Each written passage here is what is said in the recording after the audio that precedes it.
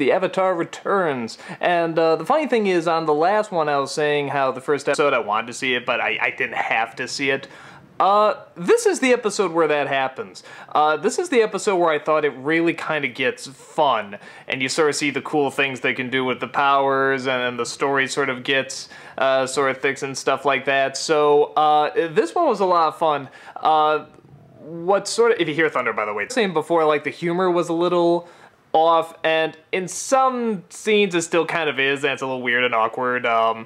But what I like about it a lot is that the kid characters are still essentially kids, and like this Aang character, the avatar in it, it's extremely likable, and I like that they make him very wide-eyed, very innocent and stuff, and he knows there's this responsibility, but he's not, so far it doesn't seem like he's straight up running away from it, because he seems to have good ethics and good morals, and he wants to help out.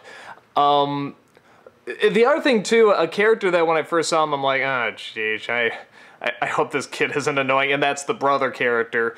And he steps up in this episode too. There's a scene where like this giant submarine is coming right at him, and he's standing his ground on the village, and he's terrifying. This thing is gonna come, it's gonna crush him, but the snow moves him back so he doesn't quite get crushed.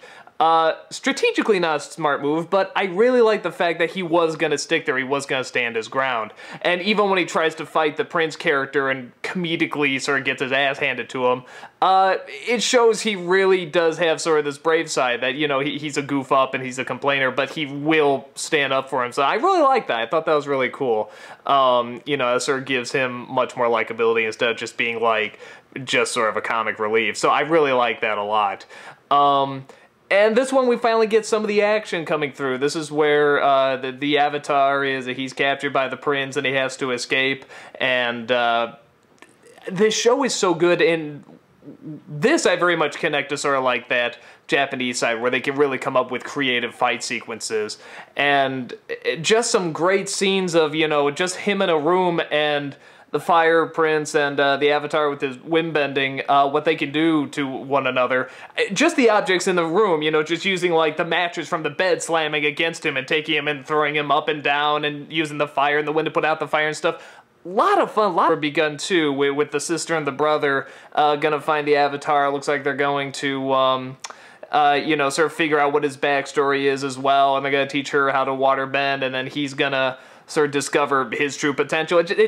Now it seems like it's going, and part of that could very well be because maybe there is just something too unique. First episode, they get you hooked, but they had an hour.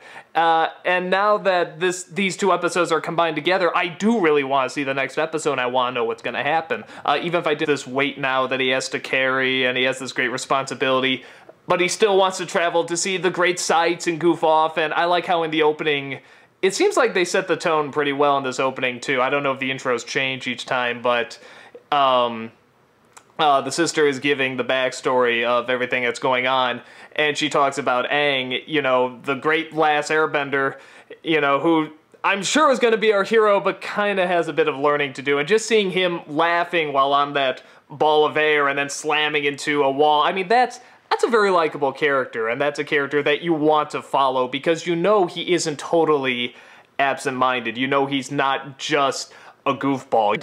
I really like the fact that they have them do very adult stuff, very grown-up stuff, but they still acknowledge their age. And they act like people of that age being forced to go into tough situations where they're going to be really challenged.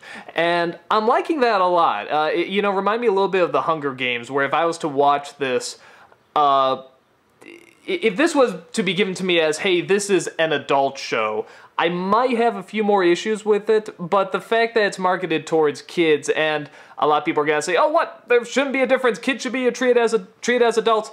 No, there is a difference, but kids should not always be talked down to, and their intelligence shouldn't be insulted. It should be addressed at the proper stage of their age that they're at. And I think this show does that, and it does actually...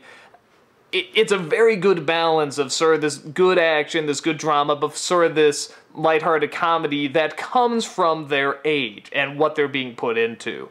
So I like that a lot. Again, not all the comedy works, but that's nitpicking. You know, that's just sort of the trade-off you do with kid shows. So, episode 2 has gotten really fun, and it's nice to see the buffalo finally the animation. There's a scene where, like, Aang is hanging off the submarine, or they get, in the style of animation, even though I know technically it's American animation, but they're borrowing a lot from Japanese animation. And they just get really good angles. A lot of the great stuff, and it really gives you a sense like you're really there. More than just creating a world, it creates, you know, it creates a room. I know it sounds strange, but there's something to creating a world and also creating a room. And you can believe you're in a world, but not necessarily in the room, and vice versa. So I like the fact they seem to have both of them down. They have this world down, and they also have the very simple element of just being, you know, in a room. And I know it sounds really, really strange, but you'd be surprised how many people can't pull that off. You know, a lot of Lord of the Rings, you know, a lot of the time it's like, okay, well, here's Middle-earth, and everything is so incredible, so fantastic, that you kind of have a hard time believing you're really there. Or the Lucas stuff, the George Lucas prequels and stuff, it fell victim to that a lot. There's just too much going on. And I thought they did a good job giving me this idea of space. Again, just the fight that they had with the Firebender Prince and the Airbender in that room. You really felt like those materials, you know, were physically hitting that guy, and it made the action so much more enjoyable and, you know, for lack of a better word, realistic. Like you were there experiencing it and watching it. So I like that. I like that space are the words I'm looking for. So episode 2 I like a great deal, and I can't wait to see where it goes from now that, like, the adventure is really starting. So, yeah, I'm really excited about it. I don't know why the brother sent the Airbender away if he was probably going to be the only thing to defend him against the fire people, but whatever. He came back. So, yeah, I'm looking forward to the next episode. Second one was really good, and